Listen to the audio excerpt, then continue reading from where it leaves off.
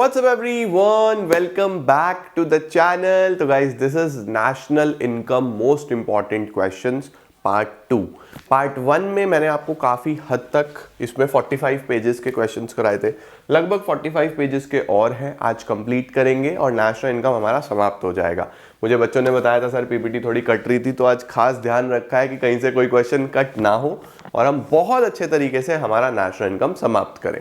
तो आइए जल्दी से शुरू करते हैं और नेशनल इनकम को कर देते हैं कंप्लीट। Let's begin.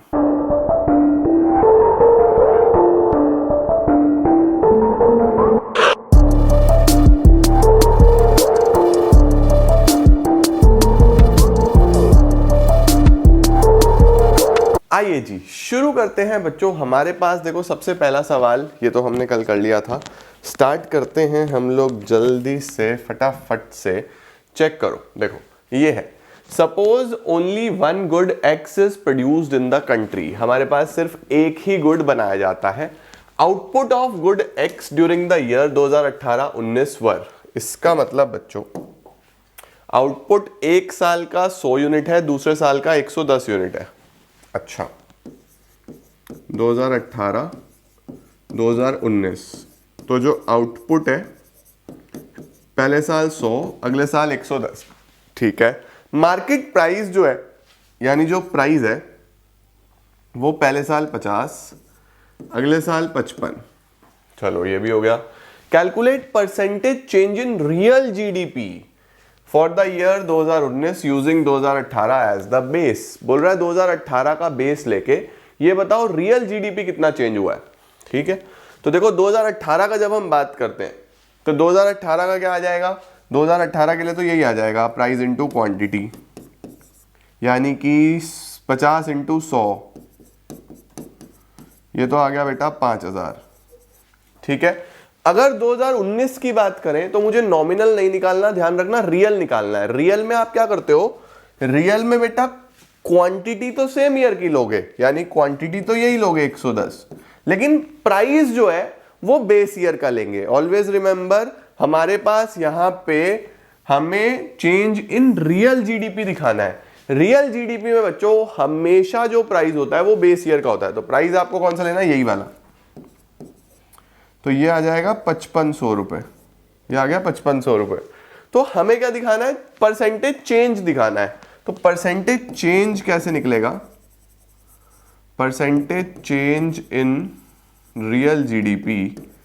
तो देखो सबसे पहले मुझे बताओ 5000 से 5500 हो गया, तो कितना चेंज हुआ, 500 चेंज हुआ सर।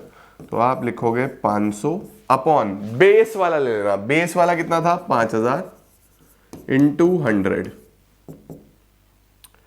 1 2 1 2 1 1, 10% का चेंज है बच्चों, 10% चेंज है। वो आप यहां से भी देख सकते हो, 5000 का 10% कितना होता है, 50, और 500 सॉरी ये 5500 आ गया। देखो तो अल्टीमेटली 10% का चेंज है या नहीं है।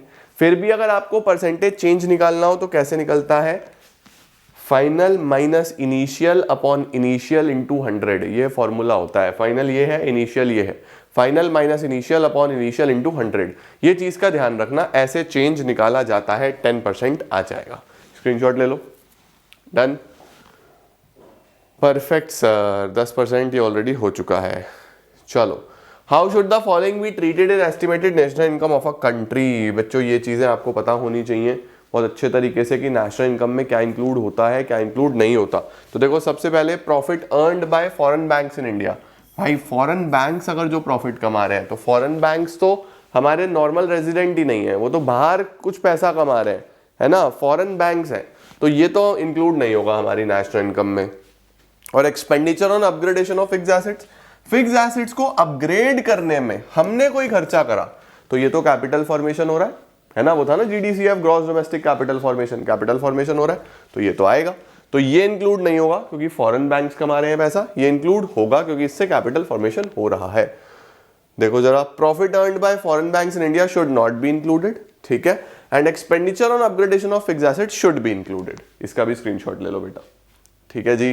नेक्स्ट क्या है sir, estimate the value of nominal GDP for a hypothetical economy, the values of real GDP and price index. Low sir, ये न्यूमेरिकल बेटा जरूर आप एक बार फॉर्मूला अच्छे से याद कर लेना, आपसे पूछा जा सकता है। फॉर्मूला क्या है? प्राइस इंडेक्स, कल भी मैंने आपको कराया था, is equal to nominal upon real into 100। अब प्राइस इंडेक्स दिया हुआ 125, हमें द वैल्यू ऑफ नॉमिनल निकालना है। रियल कितना दिया हुआ है? रियल दिया हुआ है 500 इंटू 100, ये नॉमिनल है। ठीक हो गया बेटा? तो नॉमिनल कैसे निकलेगा sir? Nominal is equal to 125 into 500 upon 100। Double zero से डबल जीरो खत्म कर दो।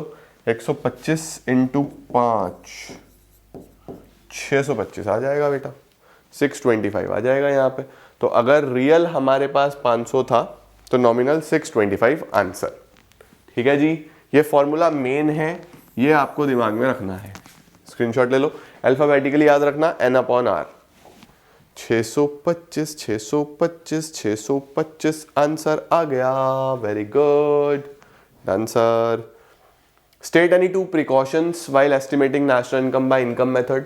बच्चों ये कल भी मैंने आपको बोला था, प्रिकॉशन स्टेप्स डायरेक्टली याद करने वाले हैं, बहुत अच्छे तरीके से हमने पढ़े हैं। अच्छे तरीके से प्रिकॉशंस और स्टेप्स याद कर लेना। तो इनकम मेथड में कई सारे प्रिकॉशंस हमने पढ़े हैं, कोई भी दो आप यहाँ पे लिख सकते हो। ठीक है, लो जी।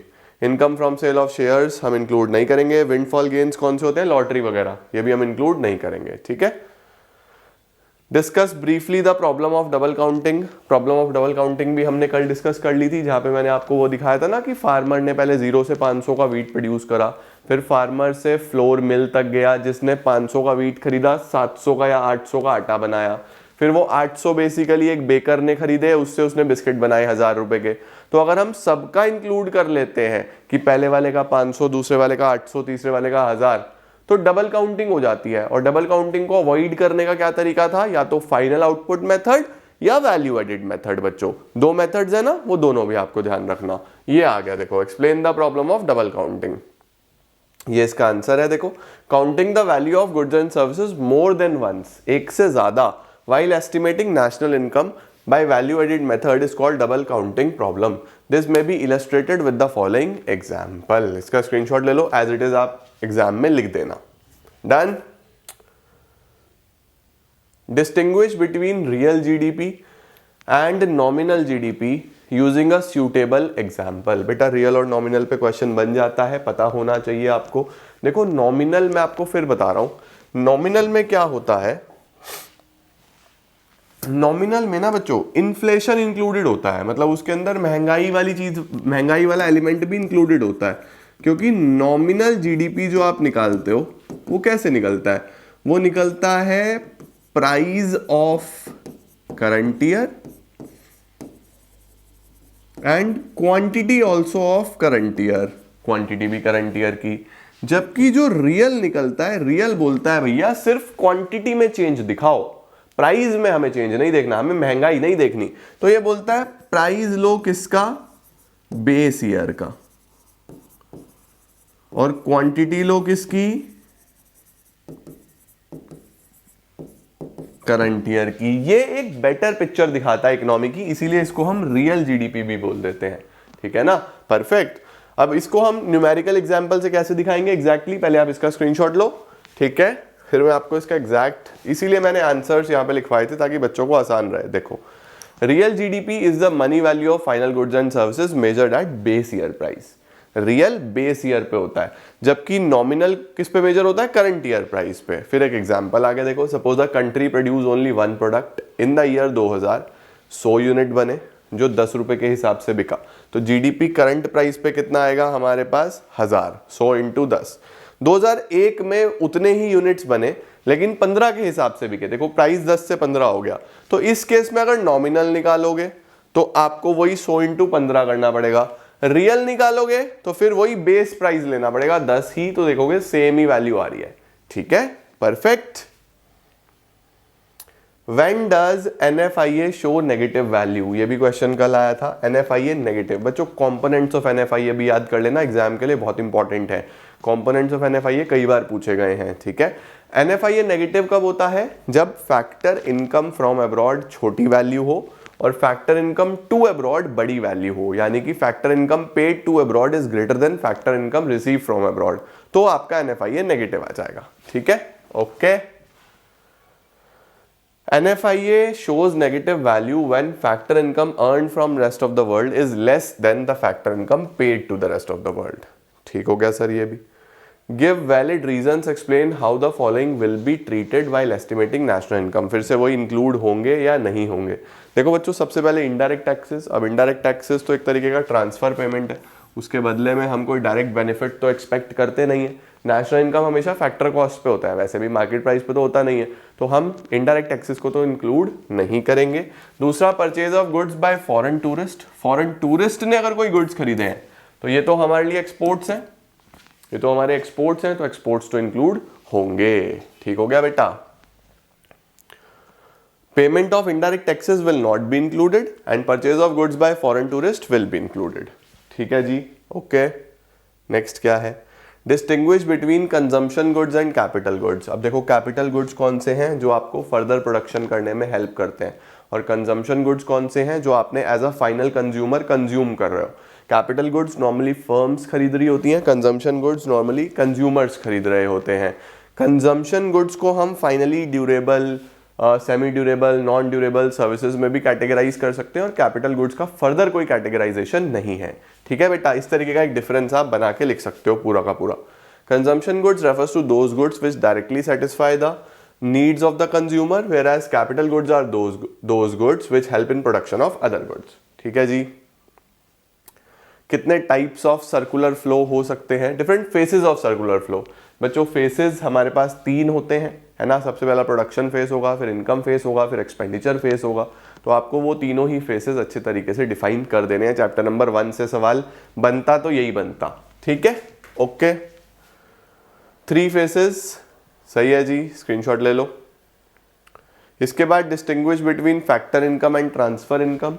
फैक्टर इनकम कौन सी होती है बेटा? जो फैक्टर्स ऑफ प्रोडक्शन को मिलती है फॉर देयर सर्विसेज, चाहे वो रेंट हो, चाहे वो इंटरेस्ट हो, चाहे वो प्रॉफिट हो, चाहे वो किसी भी तरीके की लैंड, लेबर, कैपिटल, एंटरप्रेन्योर को उनकी सर्विसेज के बदले में जो पैसा मिलता है उसको हम फैक्टर इनकम बोलते हैं। जबकि ट्रांसफर इनकम बिना कुछ दिए, बिना कोई सर्विस दिए, बिना कोई गुड्स दिए आपको रिसीव होती है।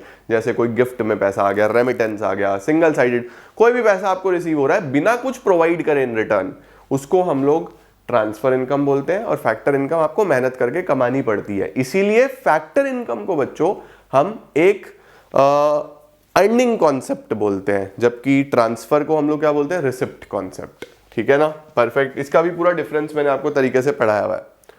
Factor income is the income receive by factors of production for their services, जबकि ट्रांसफर इनकम यूनिलेटरल है, बिना किसी सर्विस के आपको रिसीव होती है। Distinguish between domestic income, national income. बेटा, दोनों में मेन डिफरेंस NFIA का होता है। अगर मैं अपने देश में जनरेट हुई इनकम की वैल्यू कैलकुलेट कर रहा हूं तो वो डोमेस्टिक इनकम है।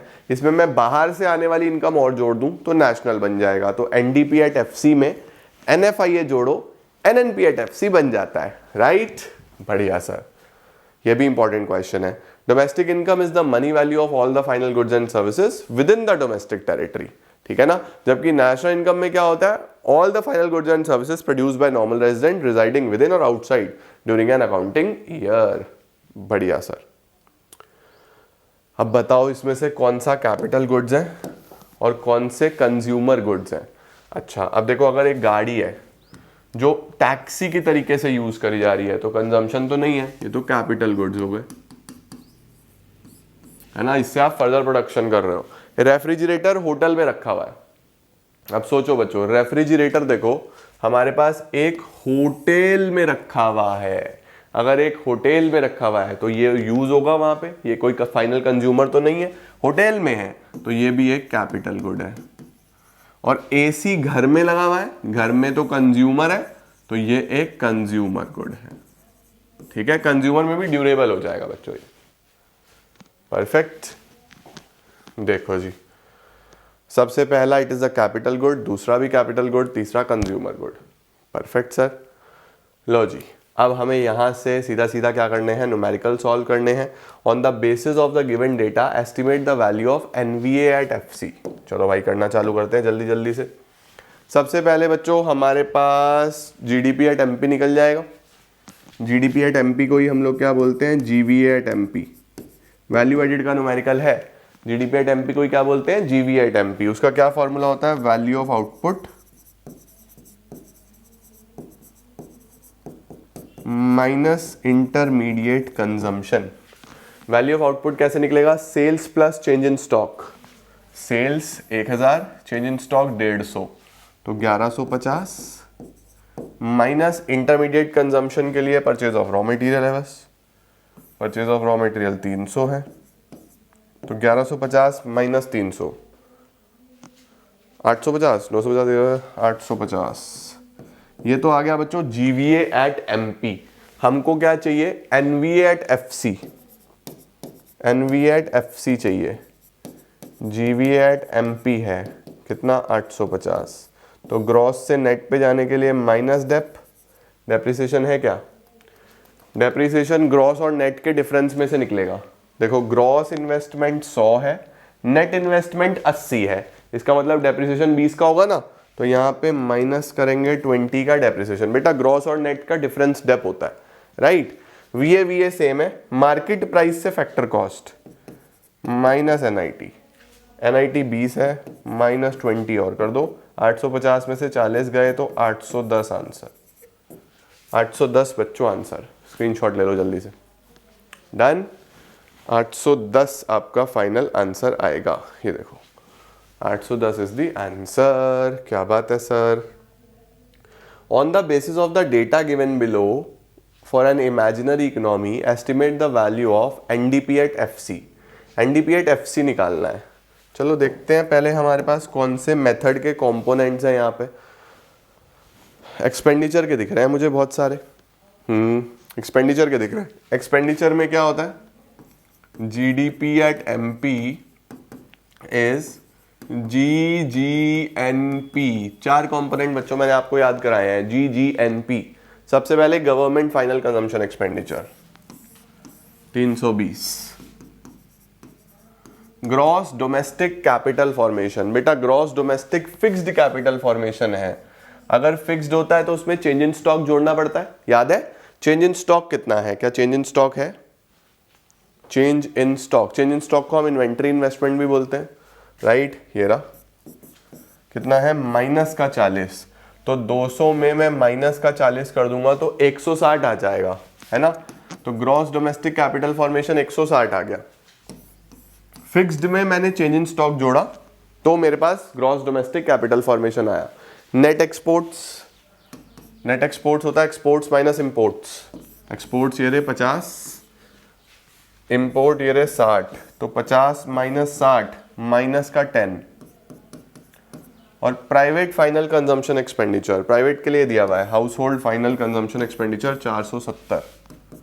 470 ये हो गया बेटा। तो जीडीपी एट एमपी आ गया, कितना आएगा भाई, जल्दी जल्दी से एक बार जीडीपी एट एमपी देख लें। 320, 160, 470 माइनस 10, 940। 940 का बेटा जीडीपी एट एमपी आ गया। हमें एनडीपी एट एफसी निकालना है, एनडीपी एट एफसी निकालना है। जीडीपी एट एमपी आ गया है, ये है 940। ग्रॉस से नेट पे जाने के लिए माइनस डेप, डीडी सेम है, पीपी सेम है, मार्केट प्राइस से फैक्टर कॉस्ट, मार्केट प्राइस से फैक्टर कॉस्ट माइनस एनआईटी। चलो डेप्रिसिएशन ढूंढो, डेप्रिसिएशन है क्या, consumption of fix capital 35, NIT IT minus subsidy, NIT दिया हुआ है 50।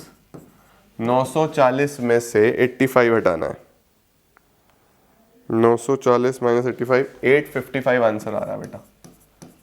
855 करोड़ लिखो जल्दी से, 855 करोड़ एनडीपी एट एफसी आ रहा है। डन, 855 करोड़, ठीक हो गया जी, बढ़िया। On the basis of the given data estimate the value of national income. फिर से नेशनल इनकम निकालना है बाबू। नेशनल इनकम का मतलब होता है एनएनपी एट एफसी, ठीक है ना। तो एनएनपी एट एफसी हम यहां पे निकालेंगे, ठीक है, डन है। अब फिर से मुझे एक्सपेंडिचर मेथड के कंपोनेंट्स दिख रहे हैं। तो जीडीपी एट एमपी से शुरू करते हैं। GGNP, government final consumption expenditure 110। Gross domestic capital formation, फिर से बेटा फिक्स कैपिटल फॉर्मेशन दिया हुआ है तो इसमें चेंज इन स्टॉक जोड़ना पड़ेगा। चेंज इन स्टॉक में इंक्रीज इन स्टॉक दिया हुआ है, इंक्रीज इन स्टॉक प्लस कर दो इसमें 20।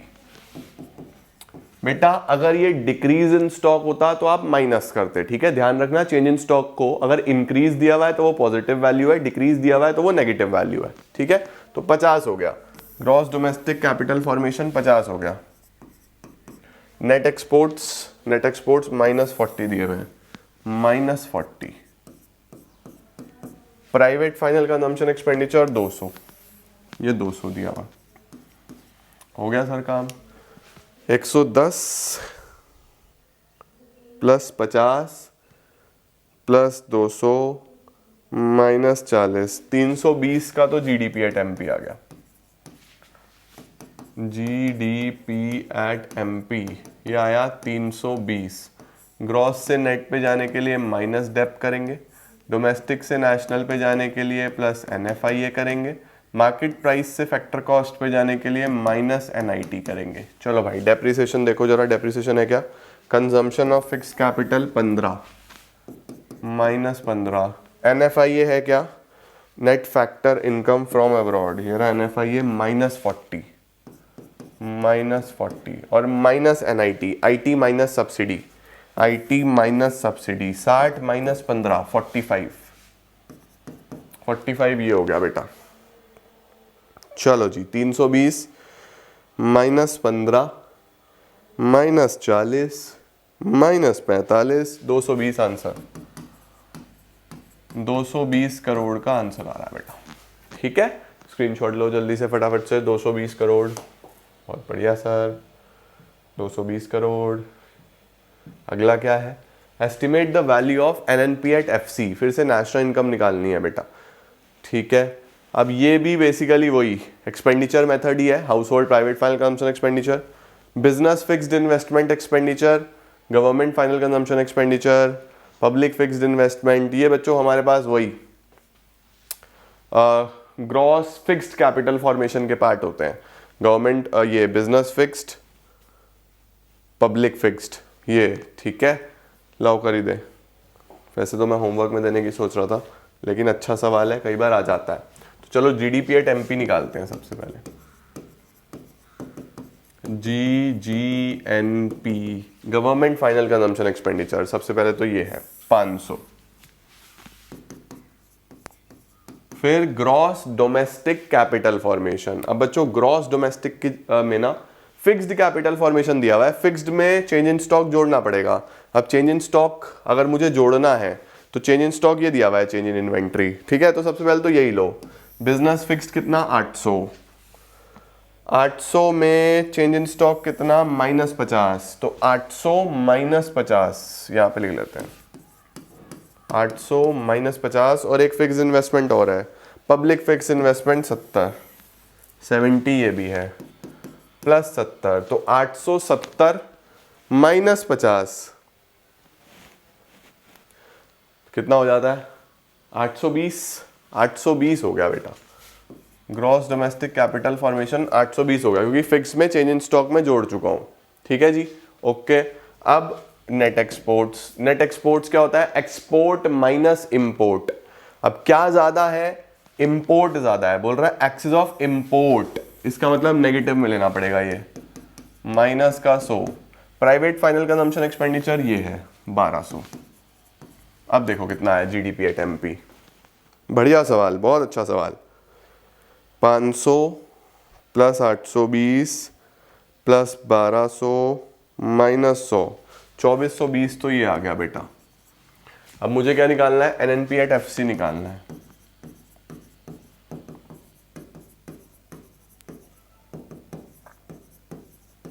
ग्रॉस से नेट पे जाने के लिए माइनस डेप, डोमेस्टिक से नेशनल पे जाने के लिए प्लस NFIA, मार्केट प्राइस से फैक्टर कॉस्ट पे जाने के लिए minus NIT, minus dep, consumption of fix capital 200 plus NFIA 80 minus NIT 150, 2420 minus 200 plus 80 minus 150, 2150 answer है बेटा। 2150 करोड़ आंसर है। बहुत अच्छा क्वेश्चन है, बहुत अच्छा, बहुत कम देखने को मिलते हैं बेटा ऐसे सवाल। बुक्स में भी काफी कम है, लेकिन CBSE ने पूछा हुआ है, आपको आना चाहिए। ठीक है, इसके अंदर बस हाउसिंग कंस्ट्रक्शन नहीं है, बाकी सब फिक्स इन्वेस्टमेंट है। बिजनेस की भी हो गई, पब्लिक की भी हो गई, हाउस वाली रह गई बस, बाकी सब पूरे हैं। ठीक है, डन। 2150 करोड़ इसका आंसर है, 2150 करोड़। ठीक है बेटा। अब हमारे पास लिखा हुआ है national income will from the following data show that national income will be same from both income and expenditure method. लो जी, बोल रहा है इनकम और एक्सपेंडिचर मेथड दोनों से नेशनल इनकम सेम ही आएगा, ये आप करके दिखाओ। लो सर, दोनों से बच्चों सेम ही आता है, तीनों से सेम ही आता है, कोई भी मेथड आप यूज करो तीनों से सेम ही आता है। ठीक है, चलो करना चालू करो आप लोग। सबसे पहले हम मेथड लिख लेते हैं, है ना। आओ मैं यहीं पे लिख लूंगा। ठीक है, इनकम मेथड, एक्सपेंडिचर मेथड, इधर इनकम से निकाल दूंगा, इधर एक्सपेंडिचर से निकाल दूंगा। अल्टीमेटली आपको NNP एट FC पे ही पहुंचना है, चाहे आप कोई भी मेथड से आओ। बस यहाँ पे NDP एट FC से पहुंचोगे, यहाँ पे GDP एट MP से पहुंचोगे। ठीक है, NDP एट FC के लिए मुझे चाहिए प्राइम, और GDP एट MP के लिए बच्चे मुझे चाहिए 4 कंपोनेंट्स, GGNP, GGNP। ठीक है, चलो आओ जरा शुरू करते हैं फटाफट से। ओ वेरी गुड, ऑपरेटिंग सरप्लस दिया हुआ है, ऑपरेटिंग सरप्लस 740, यानी ये शुरू के 3 का तो वैल्यू 740 दिया हुआ है। अच्छा जी, क्या मिक्स्ड इनकम है?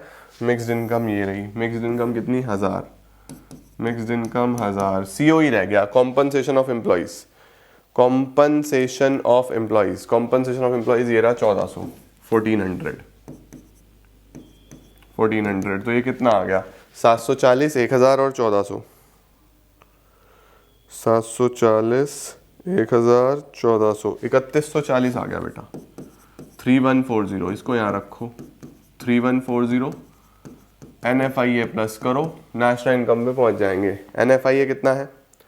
Net factor income from abroad दिया हुआ है 40, 3140 और 40, 3180। ठीक है बेटा, यही आना चाहिए। अब आओ अब उधर चलते हैं। गवर्नमेंट फाइनल कंजम्पशन एक्सपेंडिचर है क्या?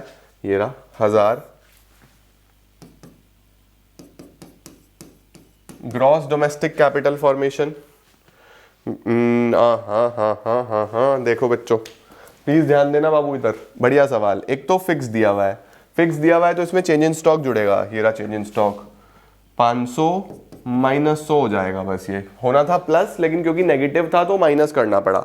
ओके, तो एक तो ये फिक्स हट गया अब, क्योंकि हमने चेंज इन स्टॉक जोड़ दिया। लेकिन अभी मुझे ग्रॉस डोमेस्टिक कैपिटल फॉर्मेशन चाहिए, ये अभी नेट डोमेस्टिक कैपिटल फॉर्मेशन है। तो नेट से ग्रॉस पे जाने के लिए डेप भी जोड़ना पड़ेगा इसमें। डेप कितना है? ये रहा डेप, 100 का डेप भी जोड़ो इसमें, तो 500 माइनस 100 प्लस 100, 500 ही आ जाएगी वैल्यू।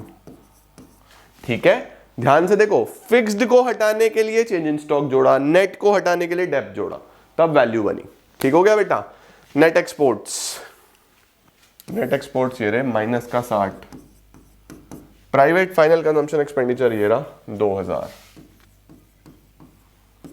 क्या वैल्यू आएगी? 1000 plus 500 plus 2000 minus 60, 1000 plus 500 minus का 60 प्लस का 2000, 3440, 3440, इसको यहाँ रख देते हैं 3440। अब ग्रॉस से नेट पे जाने के लिए माइनस डेप्रीसिएशन, डोमेस्टिक से national plus NFIA, market price से फैक्टर कॉस्ट माइनस NIT। बढ़िया सवाल है बच्चों, दोनों से आंसर सेम आना चाहिए। आओ देखते हैं। डेप्रीसिएशन कितना? डेप्रीसिएशन है 100 माइनस 100, NFIA कितना? Net factor income from abroad 40 plus 40 minus NIT, NIT कितना? 150 माइनस 150। आओ देखें, 3440 माइनस 100 प्लस 40 माइनस 150, 3230। यहाँ तो सेम नहीं आ रहा बेटा, कुछ ना कुछ तो गड़बड़ है, उसके लिए मुझे इसे हटाना पड़ेगा। देखते हैं जरा आंसर में, 3180 3230, 3180 और 3230। यार क्या यार। तो बच्चों इसमें हम लोग बोलेंगे कि ठीक है, यहाँ पे भले ही अलग अलग आ रहे हो, बट यहाँ पे ध्यान रखना ये क्वेश्चन की फ्रेमिंग में कुछ ना कुछ गड़बड़ है कि ये अलग अलग आंसर्स आए हैं। इन जनरल या इन अ नॉर्मल सेंस कभी भी ध्यान रखना, income method expenditure method value अलग अलग नहीं आएगी। इनकम मेथड से करो, एक्सपेंडिचर मेथड से करो, वैल्यू एड मेथड से करो, किसी भी मेथड से करो, answer will always be same. यहाँ पे कंपोनेंट्स में ही फिगर उल्टी सीधी है, कहीं ना कहीं कुछ ना कुछ गड़बड़ है, इसीलिए आंसर अलग अलग आ रहा है। बट अलग अलग मैटर नहीं करता, आपको ये चेक करना है कि क्या हमारी वैल्यूज हमने सही निकाली है। तो 3180 और 3230 ये सही है, ठीक है, आंसर यही है, बट क्वेश्चन का फ्रेमिंग कहीं ना कहीं यहाँ पे गड़बड़ हुआ है, ये बात ध्यान रखना, ठीक है। नहीं तो मुझे भी लगा एक बार यार अलग अलग कैसे आ गया। अब क्वेश्चन का फ्रेमिंग उसी तरीके का है कि आंसर ये है। अदरवाइज वैसे आप सिर्फ इस क्वेश्चन को एज अ प्रैक्टिस के सेंस से ले लो, किसी चीज को प्रूव करने की जरूरत नहीं है इस क्वेश्चन में आपको, ठीक है। बस ये समझ लो कि हमें दोनों मेथड से अलग अलग वैल्यू निकालनी थी, बस आप सिर्फ अपना उस तरीके से लेके चलना, ठीक है। चलो सर अगला, from the following data calculate the value of GNP at FC. अब बच्चों जीएनपी एट एफसी निकालना है, आओ जरा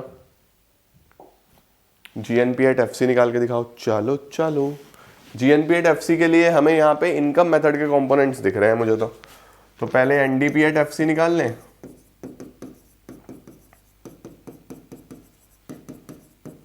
कितना है प्रॉफिट दिया हुआ है 1500, rent and royalty, rent and interest दे दिया 1800, मिक्स्ड इनकम 1300, सीओई 12000। क्या वैल्यू आएगी? मेरा बोर्ड ही बंद हो गया था बच्चों, बीच में लाइट चली गई थी।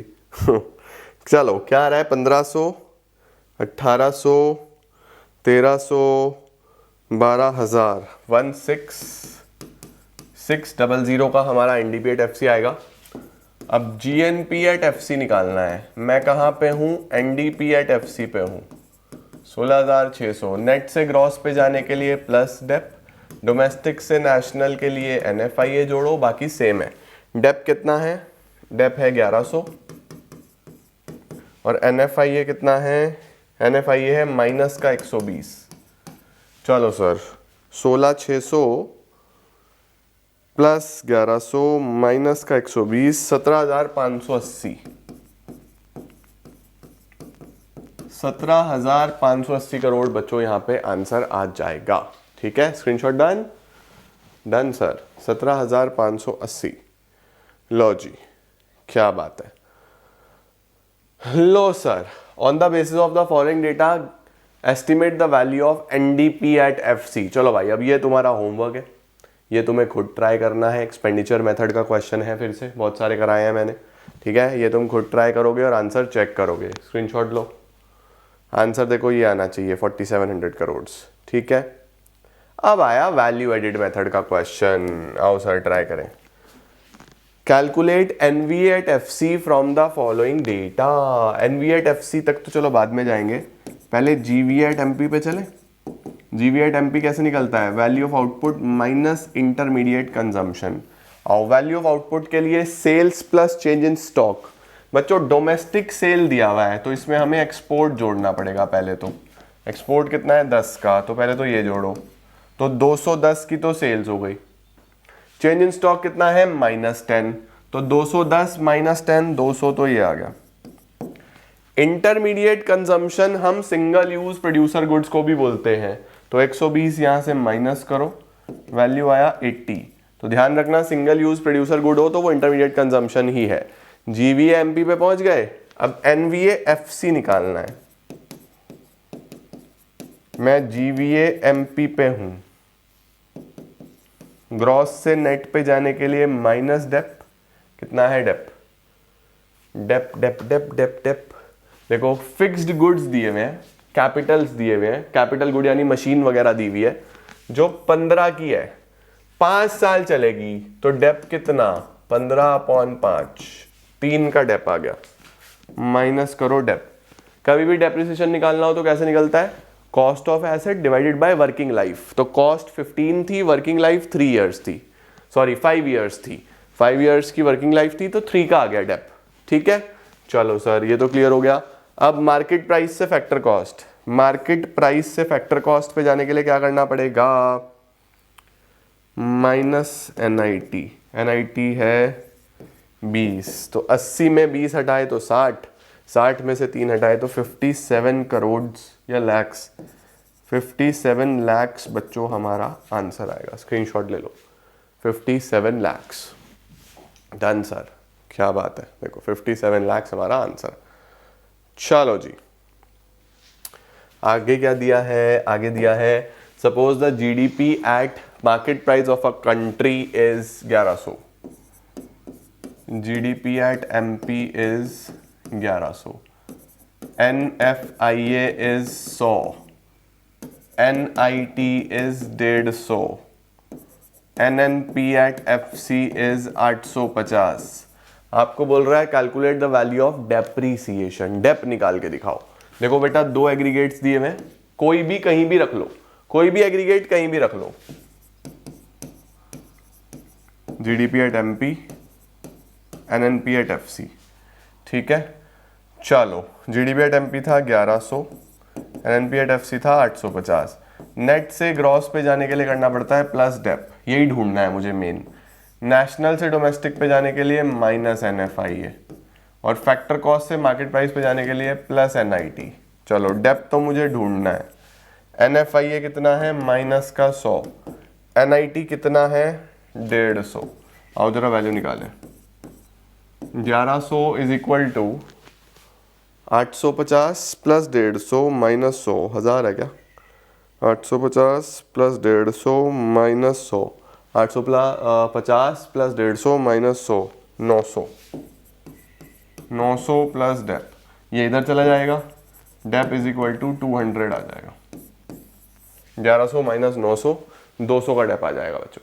आप कोई भी एग्रीगेट किधर भी रख सकते हो अगर 2 एग्रीगेट दिए हो तो। ठीक है, ले लो इसका स्क्रीनशॉट, 200 का डेप आ गया, डेप्रिसिएशन इज 200 करोड़। और इसी के साथ बॉयज एंड गर्ल्स हमारा नेशनल इनकम पूरा ही समाप्त हो जाता है।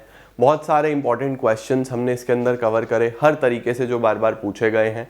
इसके बाद जब एग्ज़ाम का गैप बचेगा उसके अंदर मैं आपको और भी वीडियोस कराऊंगा, नेशनल इनकम की लाइव क्वेश्चंस कराऊंगा, तो आपको काफ़ी हेल्प मिलेगी। बट अभी के लिए नेशनल इनकम के लिए इतना इनफ है। आई होप आपको सब समझ में आया होगा और आपने खूब अच्छे से तैयारी करी है। अगली वीडियो में मनी बैंकिंग को ख़त्म करते हैं और चीज़ें आगे बढ़ाते हैं। ठीक है, thank you so much, keep growing, keep glowing and keep smiling.